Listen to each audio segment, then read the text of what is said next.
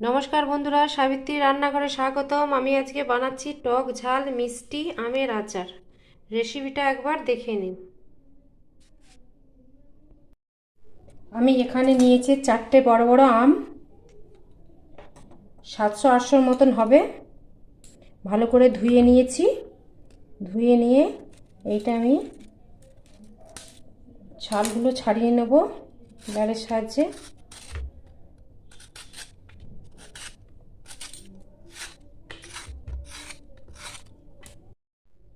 আমি সব খোসাগুলো ছাড়িয়ে নিয়েছি। এবার দেখব ছুরি দিয়ে কাটা যায় নাকি।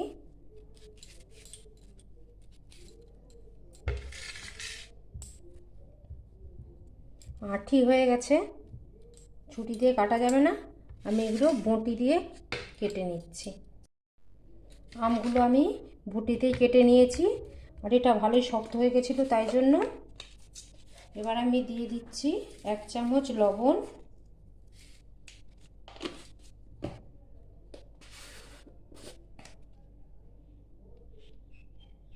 আর অল্প একটু হলুদ দিয়ে এটা আমি একটু ভালো করে মাখিয়ে নেব।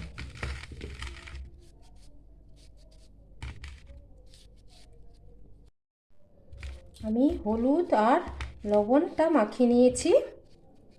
লবণটা আগে মাখিয়ে রাখার কারণটা, আমের ভিতরে লবণটা ভালো করে ঢুকে যাবে, আর হলুদটা দিলে মাখিয়ে রাখলে কালো হবে না, তাই জন্য আমি এটা মাখিয়ে রাখছি। এবার আমি একটু রোদে দিয়ে দেবো। এবার আমি আমটাকে ভালো করে রোদে দিয়ে দিলাম, থাক 2-3 ঘন্টা।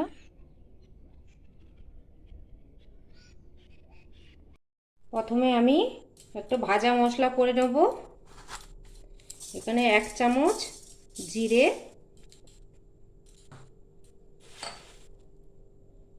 1 চামচ ধনে,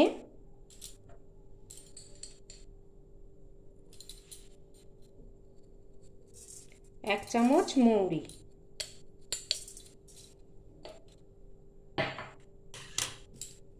আর আমি 4টে শুকনো লঙ্কা দিচ্ছি।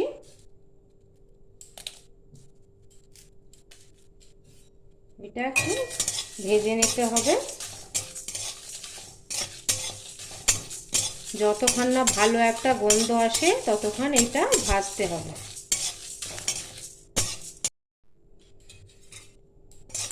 এইটা আমার ভাজা হয়ে গেছে, আমি একটা বাটিতে ঢেলে নিচ্ছি। আমি প্লেটে ঢেলে নিয়েছি। এটা ঠান্ডা করতে হবে, ঠান্ডা করে মিক্সিং জারে এটা আমি পেস্ট করে নেব। আমি একটু সর্ষের তেল দিয়ে দেবো 2 চামচের মতন। এতে দিয়ে দেবো 2টো শুকনো লঙ্কা আর একটু 5 ফোড়ন, 1/2 চামচেরও কম।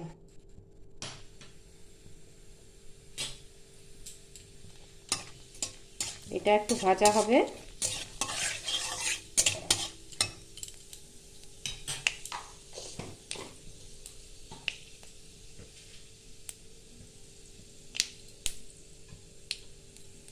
এবার এই যে রোদে দিয়ে আমগুলো আমি একে একে দিয়ে দেবো।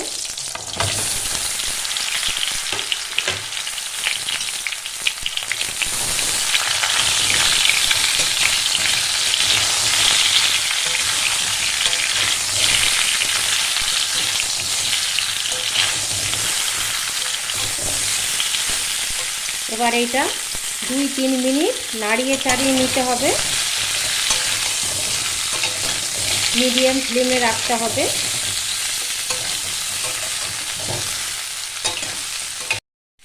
এখানে আমি একটু লবণ অ্যাড করছি,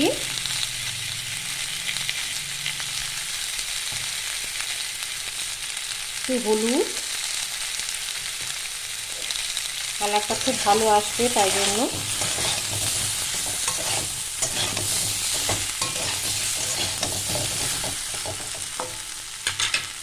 এবার দিয়ে দিচ্ছি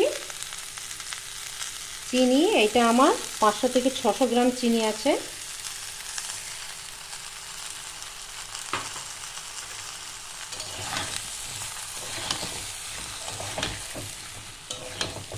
এটা একটু হালকা আঁচেই করতে হবে।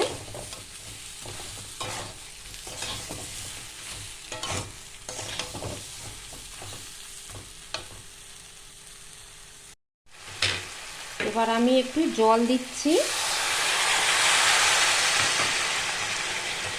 চিনিটা গলানোর জন্য।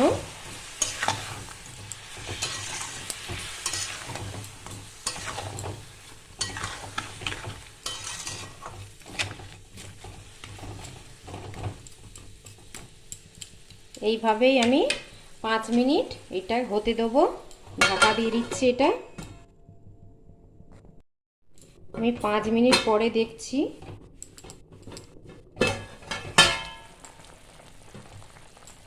অনেকটা জল বেরিয়ে গেছে, আমটা অনেকটাই সেদ্ধ হয়ে গেছে, আর একটু হবে।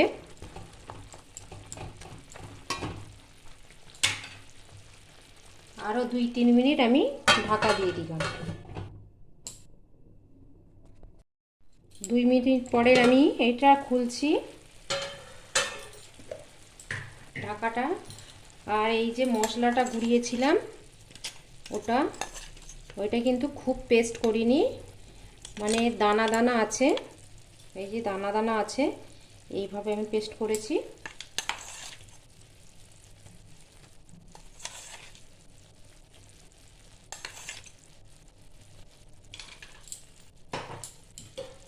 দু 3 চামচ হয়েছিল।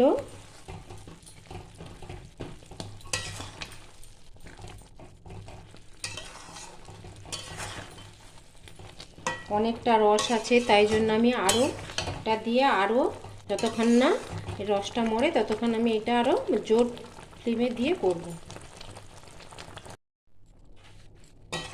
এইটা আমার এবার হয়ে গেছে। আমগুলো দেখুন কেমন ফুলে ফুলে গেছে আর একদম সেদ্ধ হয়ে গেছে।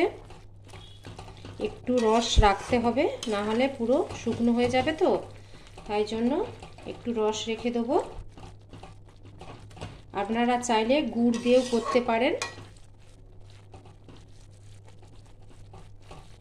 এবার আমি গ্যাসটা বন্ধ করে এটা ঢাকা দিয়ে রেখে দেবো যতক্ষণ না ঠান্ডা হয়।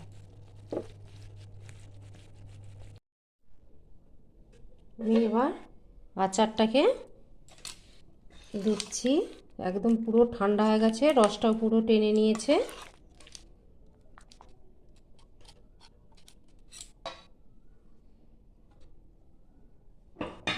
এটা আবার আমি তুলে নেব এখানে।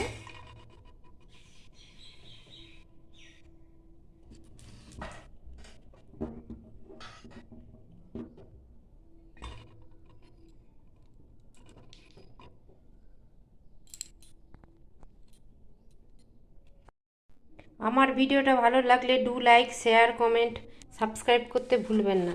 চলো দেখা হচ্ছে পরের রান্না নিয়ে। টাটা।